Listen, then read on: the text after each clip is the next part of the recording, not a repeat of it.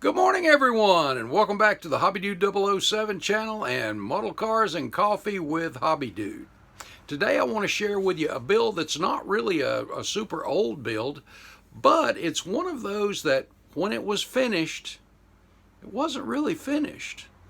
Let me show you what I mean.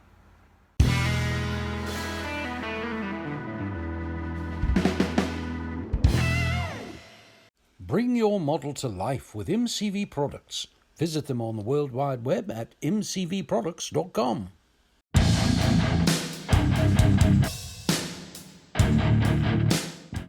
In 1990, when the movie Days of Thunder was released, there was a particular scene that got my attention, and that was the City Chevrolet under construction near the front of the movie. And I saw that car sitting there with all of the Cleco connectors where they were assembling it and had the template over it. And I just thought that was so cool. Now, the race team I worked on, usually we got the cars already assembled and sometimes even in primer, and we just put our stuff on it from there. But I thought this construction process was really, really cool. And I decided to replicate that, and I actually started this project back in the 90s, and it got set aside for the longest time. And then a few years ago, when the Acme Southern Nationals, one of their themes was called Precious Metal. So I decided to revamp this project and come up with a fab shop car, just like it was being fabricated. And this was a fun project. Everything from the seat, the Cleco connectors, each of the pieces of sheet metal being hung, all of it all the way through, the engine to test fit, the front suspension, all of that stuff in raw steel with the bare welds showing. Let's get over to it real quick, and let me show you where I started. You remember I've got a whole series on scratch building a stock car chassis. Now this is a Laughlin chassis, and as you can see, there are the weld marks where it was assembled. So this is in the raw, so to speak. You see it displayed on my desk back here in the background often. But this was just a fun project, and there's a whole series of videos on scratch building a stock car chassis, and you can go back and watch that. But the big thing for the Acme show was to do a full car in fab shop style, and so we're gonna take a fresh look at that. There's our engine for test fitting,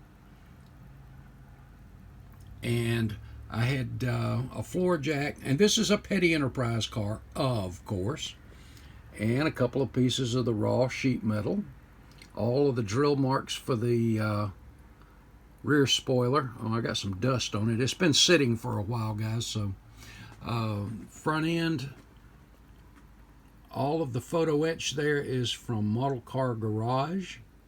This was a lot of fun. The Clecos are K&S brass and copper, and as you see here, these are what Clecos look like. And what you do is you just drill your holes, make your adjustments, and put your panels on there. And to get these different metal color effects, the primer underneath, all of this, by the way, if you recall, and you can go back and watch the entire series of me building this car too, the primer underneath is different colors, the base coat, and then your metal finishes. In fact, one of the biggest compliments I could possibly ever get down in Atlanta was when somebody said, "What kind of metal did you use?" They actually thought the car was fabricated from metal. And what a compliment. I also made a template for the roof. You know how they'll take, well, back then they did anyway. I think they still do, but it's a whole lot different. But your body template had to match that of a factory stock car. This one, I've got the NASCAR and the Grand Prix and back in the Winston era. You see the hand grips where you pick it up and set it on the car. But it had to be legal, so they would put the template on. And you see them do that in the movie Days of Thunder on the Lumina as well. Anyway, you get to see a lot of the The finish is actually bare metal foil as well, not on the body but on the interior. All of that air radiator flow there, and you see the welds there. Oop, let me just remove this for a minute. Get that template off of there for a second. But yeah, that was a fun thing to make too. Yeah, you can see the bare metal aluminum in there, and then the bare welds there. And here's a couple of pictures.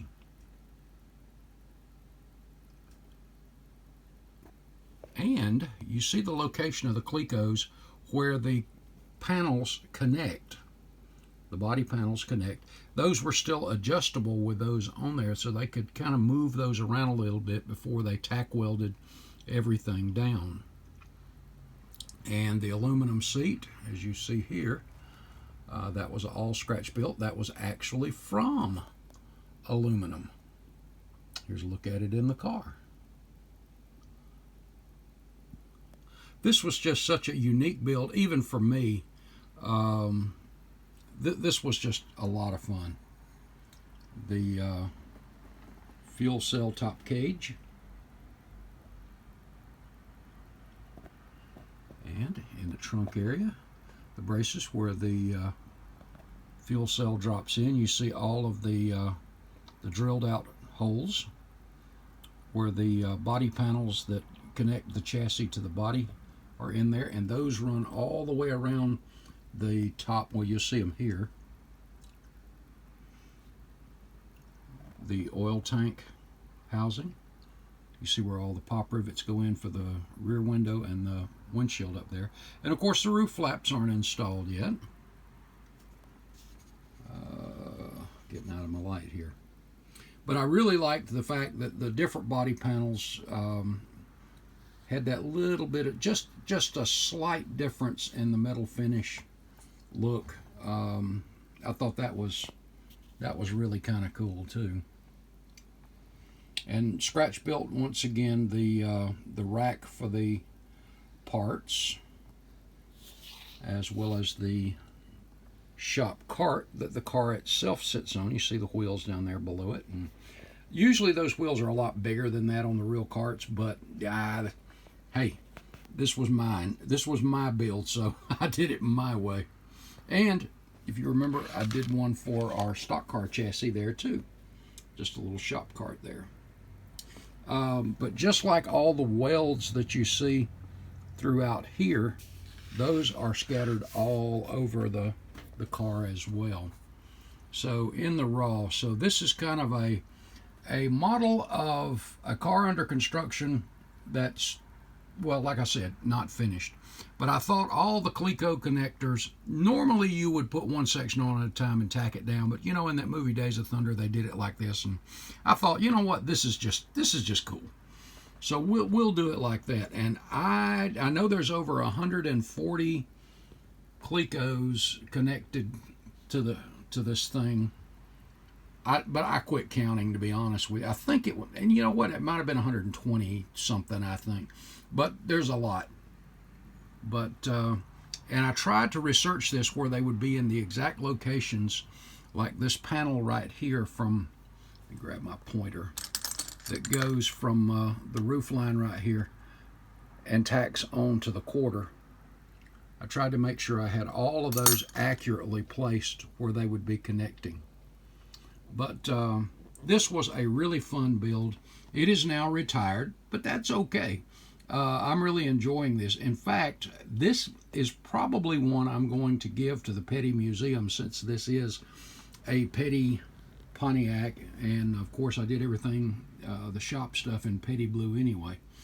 But I've really enjoyed this build. Appreciate all the support, guys, that you give. Hope y'all have a great holiday season too. We will see you in an upcoming video. I think Amanda may have one up tomorrow. Not sure yet, but we'll see.